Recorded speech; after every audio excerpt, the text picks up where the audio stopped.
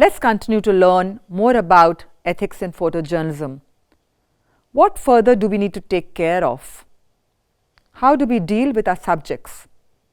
Definitely, we do not give them instructions to arrange themselves in a manner that we want. We don't make stories. We don't stage events. And we do not digitally manipulate our pictures to tell stories that weren't there. Let's go over to Mr. Dinesh Krishnan, who tells us more about these. The very basis of the ethics of photojournalism. No, I would not want to make up something. To make a great image, I will not make up something. No, I mean the idea of, but I will also be honest about something. I'll tell you, at best, I might ask someone if there is a bunch of people coming in with the water, and I know for a fact that I just wish they'd crossed the road and walked. Maybe they're coming towards me. I say cross over and walk because I'm getting a better view from here of the landscape, and that side is too dark water. That much. Beyond that, don't change the subject. Don't make young kids who don't carry water, don't make them carry water, please, because I said so. Don't do that, please. That's like absolute injustice. Don't do that. Don't do stuff which you would otherwise, which is basically making up stories. Don't do that. That's not on.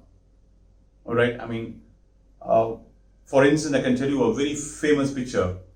I think it was a Reuters image, and mind you, I'm saying this without. I think it's a Reuters image. And Reuters, it's a wire agency, is one of the world's most almost anal it is when it comes to ethics of photography and ethics of what all this. Now, they are so strong on ethics. One of the photographers, I think in the Iraq War, he took a picture of a city being bombed, Baghdad it was, of city being bombed, and there was smoke. The frame of this, it's a view from the top of a hotel, 5-star hotel, where it's completely, you can see ruins and like, it's a bombed out city. And one part of the picture has smoke coming from there. You can see there's been aerial bombing. Now, to make it more dramatic, he thought it's not dramatic enough. Okay? He takes Photoshop, he clones that area, he puts it here on one side, and he does a double bombing. Nice, voila, it's gone in the wires. Reuters came to know of it. He was dismissed next morning. No questions asked. Now, that's how strong Reuters is, and that's how I really envy them, because they've been that way for years and years. I'm from that school. I don't believe in making up pictures, whether it's through Photoshop, whether it's through setting up stuff. No, I don't do that. Yeah, when you do a portrait, it's a setup. I mean, I ask a person, okay, would you sit here, please? Or, because I'm doing a portrait, I'm doing a profile here. But if I'm doing a street shot, like I told you the other day, about there is this bunch of people coming in and what I mean to say is supposing people have been caught in the rain, I told you about that. People have been caught in the rain running, a bunch of college girls or college boys, young kids running, or school kids running. I won't change the situation. I won't say, "Bachche, tum log yahan, chhata leke aao, chhata khol do and get wet and come." No, I won't do that. That's getting into that's not even borderline. It's completely false. I wouldn't do that. Just imagine school kids coming in with chatas. All of them have been given by their moms umbrellas, and they say, "My short's not coming here. Hey, take off umbrellas. I want you to get wet." Don't do that, please. People do that. And as photo editors, we are trained to catch the lie. We know when something comes too perfect, and I wonder, okay, I'll start looking around for it when it's too perfect. And because photography it's real, no? It's real life. It's not like a film set. It can't have everything, can't be like perfect. I try and make it look good later, but I will never alter the truth.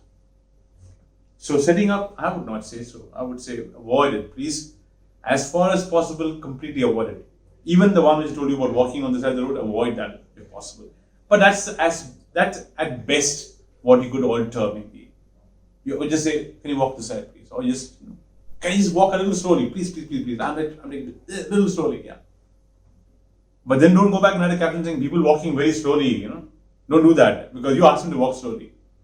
You tell them, for a fact that there's a great picture coming in, if they just walked a little slowly and you're going there and setting up a camera, it's fine. Don't go back and say, "Oh, they're walking slowly." Don't do that. As long as you don't, interpret it that way for the reader, it's fine. But otherwise, don't change that. Don't make kids who are not carrying the water carry water. You know what I mean? Yeah, those things are not done. Don't make umbrellas vanish from school kids, even though their moms have given it, because you like a nice picture where all of them are getting wet. No, don't do that. That's not done. I think that's really important what Dinesh pointed out right now, that don't alter the reality. The reality as it is, as it were, is what Nice or not nice. Yes. That's reality. I mean, we show that, but while we show that, of course, we frame it. We decide where we are standing or sitting or kneeling on the ground. Yep. We decide our position, in relation to the subject. You decide a focal length. Yes, which will Those are determine. things which make pictures come alive. Absolutely. But don't change the truth. Yeah. So in that sense, we are interpreting reality. Yes, we are interpreting and presenting in a certain way where I would say some subjectivity comes in, because we are subjective. Each one of us, if I take a photograph of an object that I am facing or a subject, and if Dinesh takes it, our photographs may come out to be very different from each other because of the ways of seeing that he has, which is coming from who he is and his background and his interests. Very true, absolute truth this is. And my way of seeing, which would then determine the way I would see something which is around me, surrounding me, but what will I focus on? So true. What will come into my frame? So I think that decisions we are taking responsibility for. Yep. And we are choosing, and that will determine, the quality of the image that I bring out, and we could be similar, we could be different. But we do not doctor reality, we do not alter reality, we do not change it to meet the ends that we think we want to get out of it. Yeah, absolutely.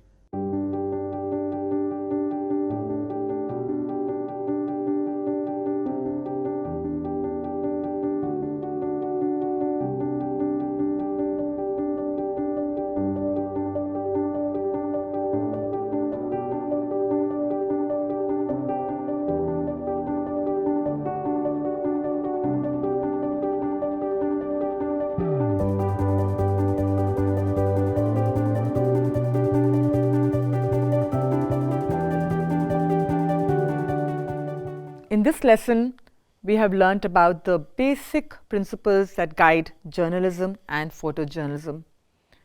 As journalists and photojournalists, we need to be responsible to telling the truth, representing the reality as it is, not altering it or manipulating it to have a certain effect. Is it right to stage manage your shoots and the way you take pictures? You need to reflect about it. Is it okay to invade into people's privacy when they are undergoing pain or grief? You need to reflect about it. How do we represent people who have gone through painful situations? For example, women who have faced violence. Can we show the pictures? We need to think about it.